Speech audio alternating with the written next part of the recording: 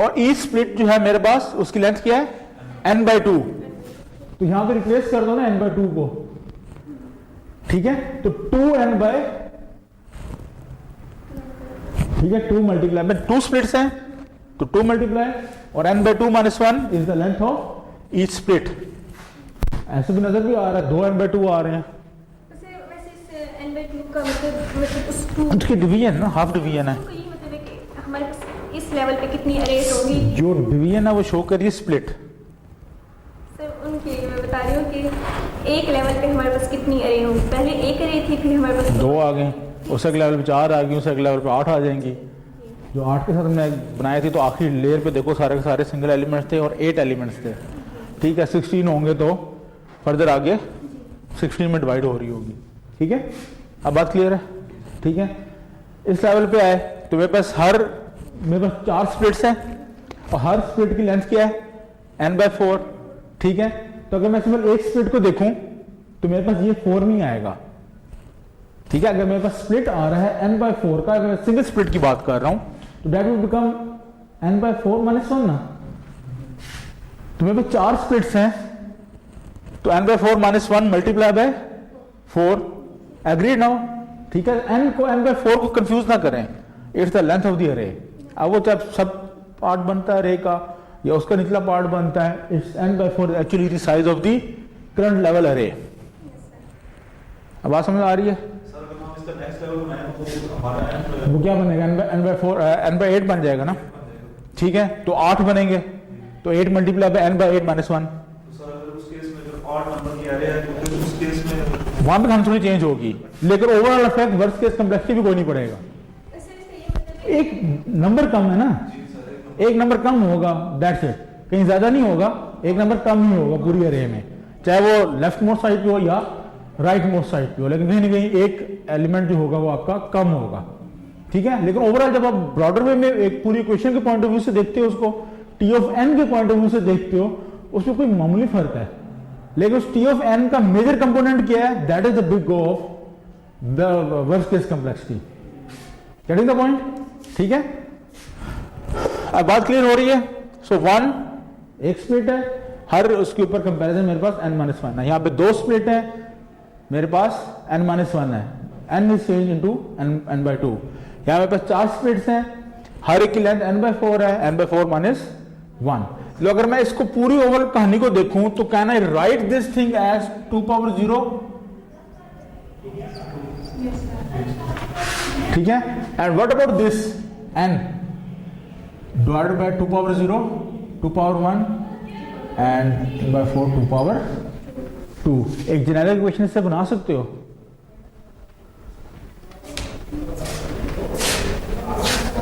Can you make a generic equation?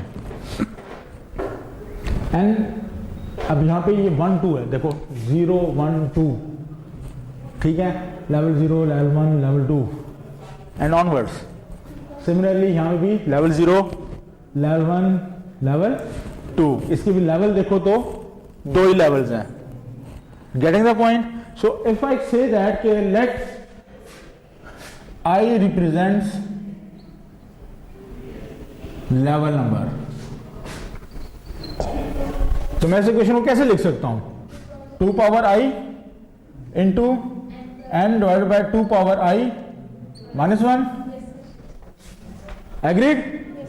i की value कहां से कहां तक, लोअर बाउंड और अपर बाउंड क्या होगा, लोअर बाउंड तो यहां पे 0 है, अपर बाउंड कहां तक जाएगा,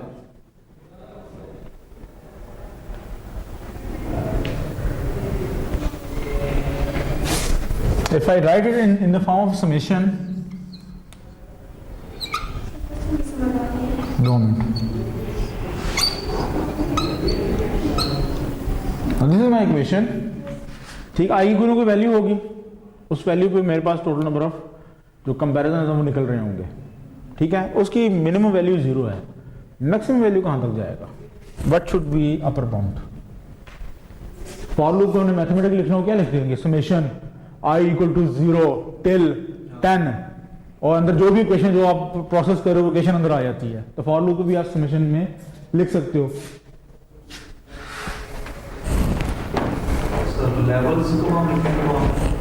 मैक्सिमम कहाँ तक जाएगा?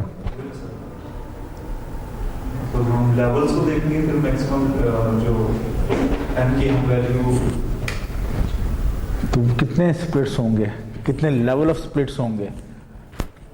8 में जब एरे के साइज 8 था तो नंबर ऑफ लेवल्स कितना स्प्लिट आया था? 3। तो उसको कैसे रिप्रेजेंट करोगे इधर? ये तो जेनेरिक इक्वेशन है। 8 डिवाइड बाय 2 या sir n is equals to नहीं sir n divide by 2 sir by नहीं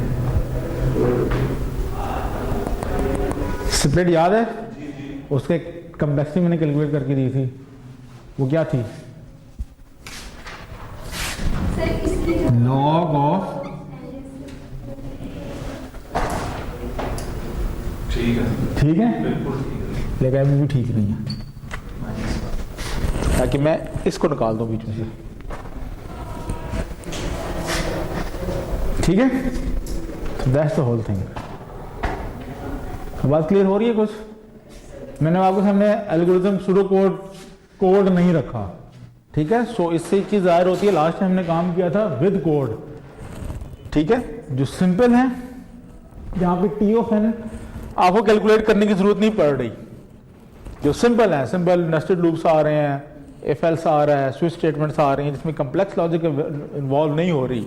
यू नेवर नो कि एन की क्या वैल्यू होगी, कितने नंबर ऑफ टाइम्स वो रिकर्जन कॉल होगी, ठीक है।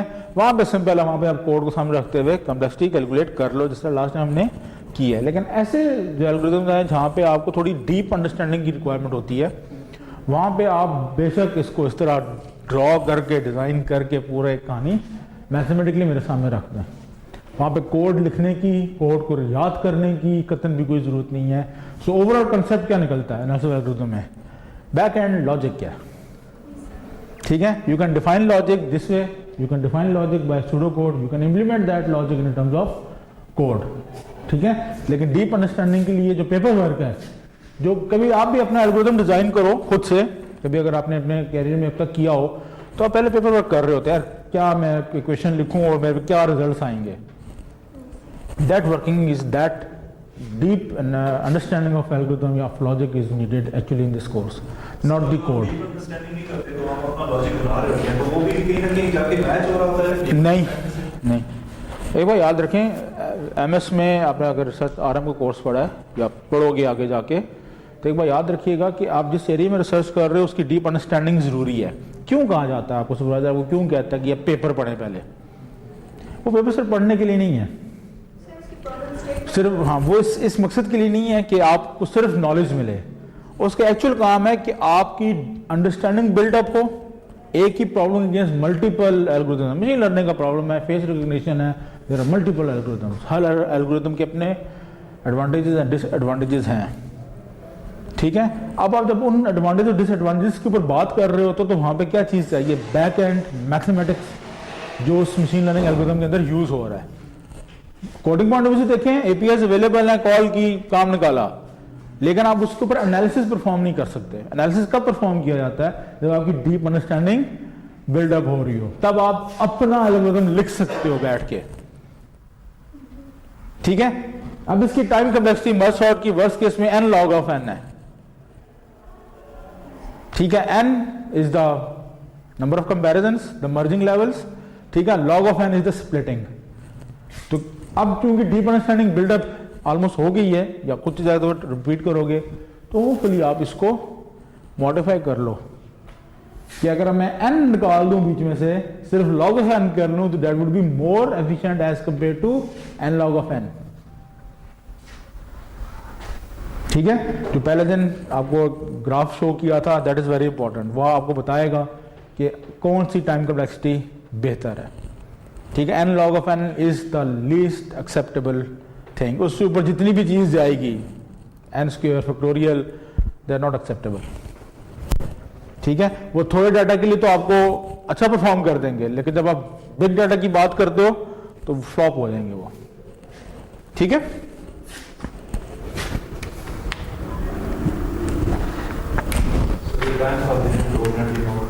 लिख कर लो, ब्रेक ले लो।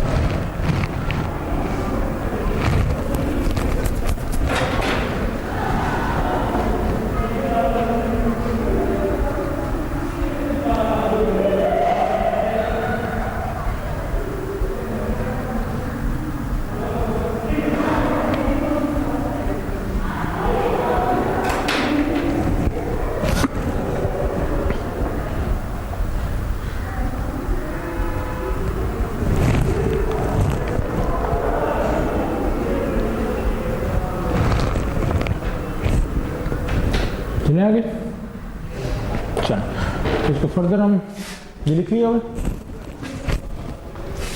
इसको फर्दर हम एक्सपेंड करते हैं।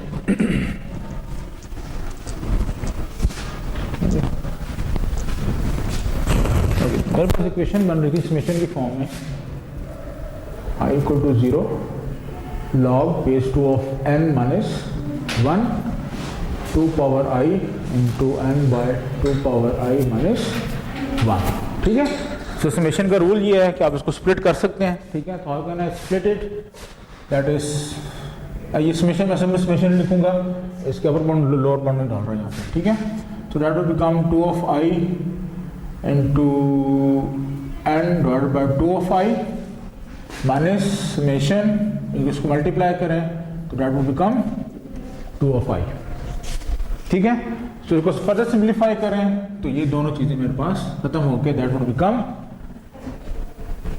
ठीक है, summation of n from 0 to log of n minus 1 from log of n minus 1।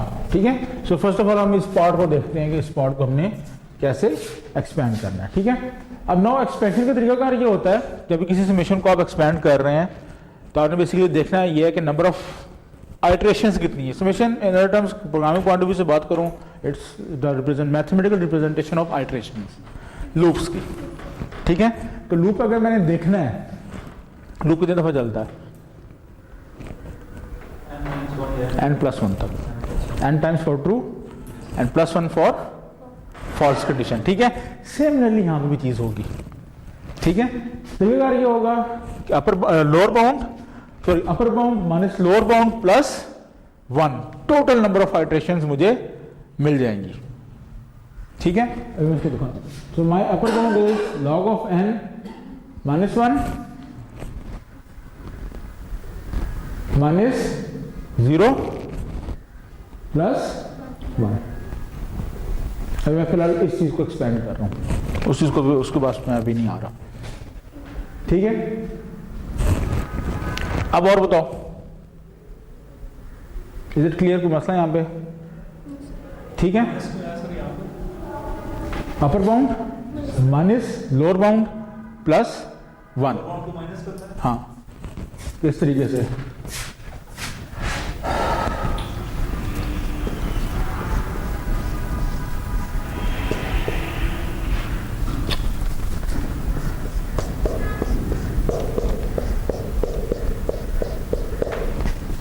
हमें लेवल ऑफ देयर 3, हम इसको काउंट नहीं करते, लेकिन अगर सिंगल स्प्लिट पे देखूं तो मैं इसको काउंट कर रहा था 1 × n-1 पे। वो जो सिंगल स्प्लिट इसको काउंट करना वो रह गया है, दैट इज वाई वो +1 नजर ऐड हुआ है, क्योंकि इसने मर्ज होकर दोबारा 8 बनाना है कि नहीं बनाना। ठीक है, तो वहां पे उस चीज को, इस एक लेवल को काउंट करने के लिए हम वहां पे +1 कर रहे हैं। माइनस जो 0 हम लोअर बाउंड को माइनस कर रहे हैं, 0 नीचे, upper bound minus lower bound, sorry upper bound, this is the upper bound minus lower bound +1। ये मेरा अपर बाउंड है ना, लेवल 3 तक जा रहा था, 2 डिवीजन थी, log of 8 of base 2 is 3, तो मेरे पास 3 लेवल्स बनते हैं, लेवल 0, 1 एंड 2। ठीक है, इनकी कंपैरिजन तो मैंने निकाल ली है, लेकिन ये लेवल जहां पे मैंने इसको मर्ज करना है दोबारा, वो मिसिंग है। ठीक है, तो उस लेवल को इंक्लूड करने के लिए वहां पे +1 किया है। जी सर, मुझे +1 की तो समझ आ रही है, जो हमने -0 किया ना सर, ये वाला माइनस, लेट इट बी 1, तो यहाँ पे 1 होता। अच्छा, ये आइट्रेशन को मतलब हम फॉलो करते हैं। जी सर, इसलिए मैं कह रहा हूँ कि लूप को ज़हन में रखो। Summation is the mathematical representation of for loop. क्या मतलब वो सर, जो स्टेप हम लूप का इटरेट करें, हाँ, देखो अब चलेगा कहाँ से, लूप चल रहा है फ्रॉम 0 to 9, यानी लेस देन 10 तक चला। ये कितने टाइम्स चला? Times time 10 times. ठीक है, that was the upper bound, that was the lower bound. ठीक है, जब मैं 9 - 0 करता हूं तो मेरे पास कितना आता है? 9 +1 करूंगा तो 10 बनेगा, ये चीज है। ठीक है, और फिर फर्दर +1 करूंगा तो मेरे पास फॉल्स कंडीशन चेक होगी। This is the whole story. ठीक है, वहां पे जो स्टोरी यूज हो रही है वो एक्चुअली ये हो रही है। इस टाइम तक हमने इसको सॉर्ट किया और प्लस मिनिमम लेवल पे इसने स्टार्ट होना है और मैक्सिमम लेवल तक जाना है, जहां पे 0 लेवल है, मतलब कि नथिंग टू बी स्प्लिटेड, उससे आगे 2 स्प्लिट, फिर 4 स्प्लिट, फिर लेवल तक तो हमारे पास कंपैरिजन वगैरह होगा, लेकिन वो जो लास्ट प्लस वन है वो ये है कि उसमें हमें कंपैरिजन तो नहीं होगा। नहीं, कंपैरिजन नहीं होगा, बट हाँ, क्योंकि अभी मैं पूरी इक्वेशन बना रहा हूँ, उसमें से वर्स्ट केस मैंने निकालना है। अभी आपके सामने पूरी इक्वेशन लिख रहा हूँ कि टी ऑफ एन क्या बनेगा मेरे पास। Getting the point? ठीक है, अभी देखो कि इसलिए मैंने सिर्फ आज का ही टॉपिक रखा भी नहीं है, यहाँ पे कोई मसला था? ठीक है, log n माइनस 1 भी क्लियर है। ठीक है, अब मैंने इसको समेशन का रूल किया है, बीच माइनस आ रहा है, एक्सप्रेशन में माइनस आ रहा था, समेशन लगा डिवाइड कर सकता हूं। मेरे पास एक कंपोनेंट बनता है 2in डिवाइड बाय 2i और दूसरा कंपोनेंट बनता है -1 माइनस 2i। ठीक है, सो मैंने इसको डिवाइड किया, 2i 2i से कटा, समेशन आ गई मेरे पास n, यहाँ पे माइनस समेशन ऑफ 2i आ गया। ठीक है, लोअर बाउंड था 0, अपर बाउंड है log ऑफ n माइनस 1। आज हम इसको स्प्लिट करते हैं, this is the split of only this one. अब इसको मैं समेशन ऑफ 2i को स्प्लिट नहीं कर रहा अभी। ठीक है, तो क्या किस तरह स्प्लिट करेंगे? How many times this summation will run,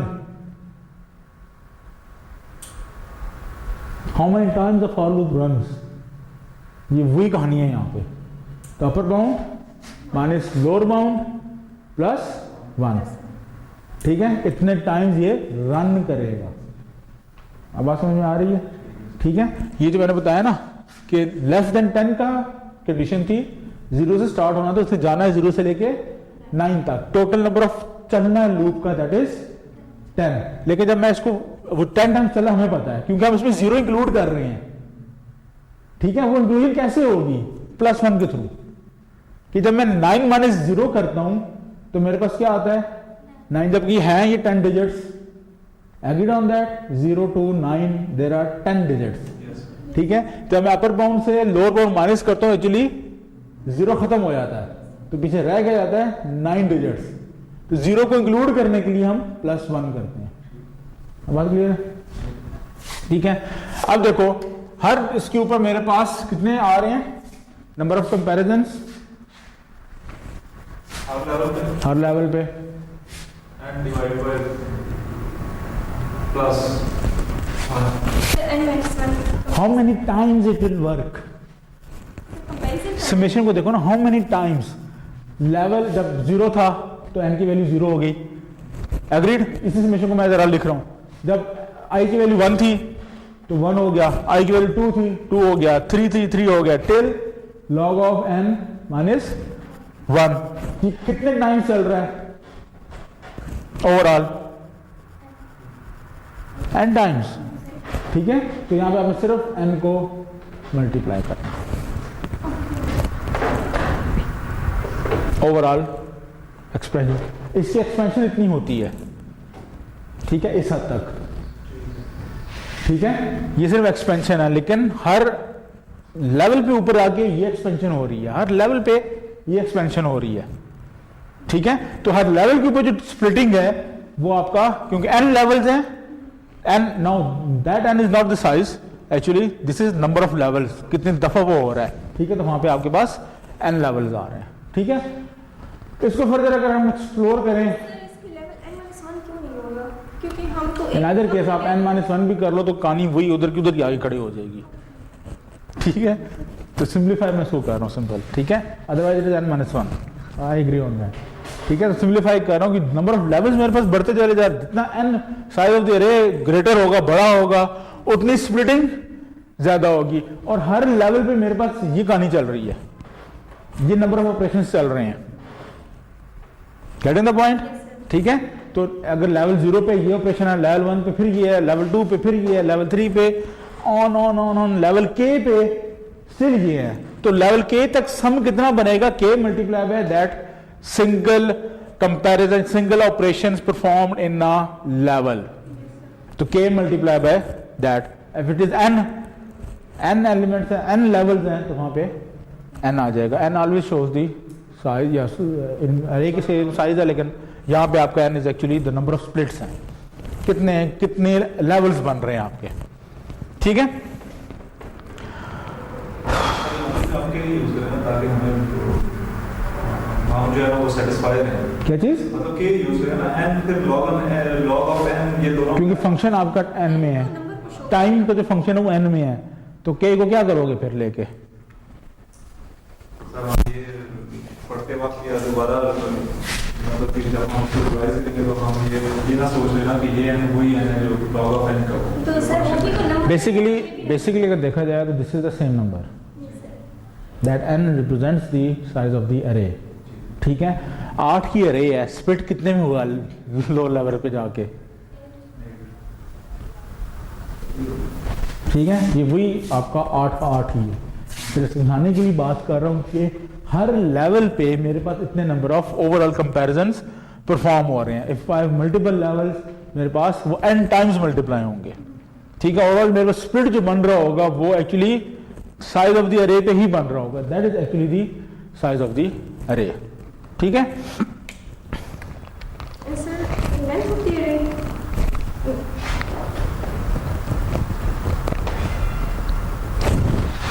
अच्छा जी, दूसरी तरफ ये कहानी है, ये बेसिकली आपका चल रहा है log of n minus 1 upper bound, ठीक है, माइनस लोअर बाउंड, और क्या है +1, गेटिंग द पॉइंट, ठीक है। अब देख लो ये आपका 1 हो जाएगा, 1 से कैंसिल हो जाएगा, तो एक्चुअली आपका बनता है 2 log ऑफ n माइनस 1, ठीक है। फर्दर पावर के रूल लगा लो, तो 2 log of n minus 2 power 1, ये स्टिल 1 पे आ गया। अब लॉग के पावर ऑफ लॉग का क्या होता है कि अगर बेस और ये भी बेस 2 हो, यानी कि सेम बेसिस हो, तो हम इसको खत्म करते हैं and we write it as, ठीक है। तो ये आपका स्प्लिट हो जाता है in a simplified form as n minus 1। So मेरे पास ओवरऑल इक्वेशन क्या बन रही है, मैं इसको रीराइट कर देता हूं।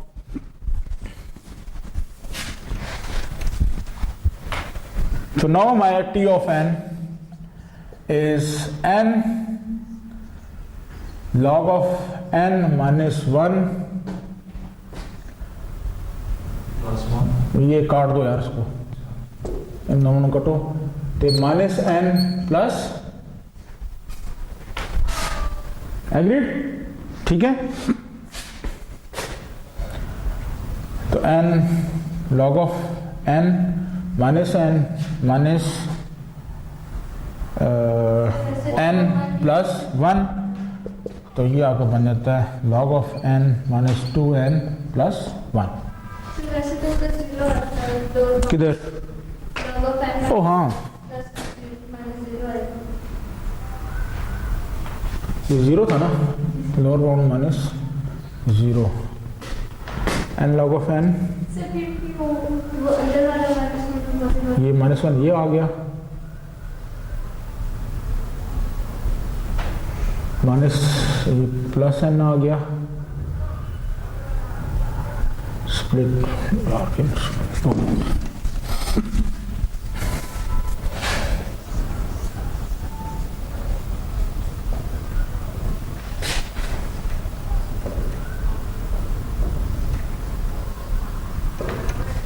ये माइनस का था ये -1 आ रहा था, तो सिंबल चेंज हो गया, ठीक है। फर्दर सिंप्लीफाई करें, n log of n minus n plus 1 minus n plus 1, agreed now?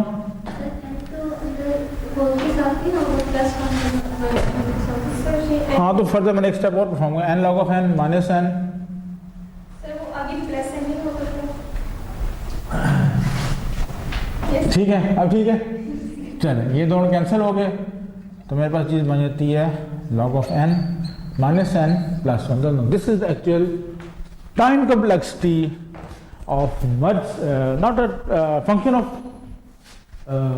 Time, ठीक है। जो ओवरऑल साइज ऑफ अरे जो कि n होगा, इतने नंबर ऑफ ऑपरेशंस परफॉर्म किए जाएंगे, ठीक है। So now if we have t of 8, calculate करें इसको जरा। n की वैल्यू 8 है, ये क्या आया था हमारे पास 8, लॉग ऑफ इफेक्ट क्या निकलता है 3 माइनस 8 प्लस 1 24 माइनस 7 17 याद आ गया, ठीक है एग्रीड। अब बात आ जाती है worst case complexity big O of n। तो सारी इक्वेशन के अंदर देखो तो सबसे जो डोमिनेंट फैक्टर है इस पूरी इक्वेशन का that is n log of n। This is my worst case complexity, the upper bound of the equation. Asymptotic notations को देखें तो वर्स्ट केस आपका अप था, बेस्ट केस आपके फंक्शन लाइन से नीचे का था। गेटिंग द पॉइंट, ठीक। Now what would be the best case? Now this is the equation जो कि ये निकली है t of n। Best case मेरा क्या हो सकता है? मर्ज सॉर्ट के पॉइंट ऑफ व्यू से अगर देखें तो what would be my best case? सारी सॉर्टेड हो तो मेरा कहानी कहां पे चल रही होगी? स्प्लिट तो अपनी जगह पे आएगा, उसके बाद मर्ज भी अपनी जगह पे है, तो सिचुएशन में भी क्या होगा? ठीक है, ये पूरे नोट्स रख लें आप, ये शेयर कर दीजिएगा ग्रुप में। ये पिछले दो जो हैं वो जो आखिर दो टोटल 4 पेजेस, आखिरी 2 पेजेस मैंने पुराने लेक्चर की ऐड किए हैं।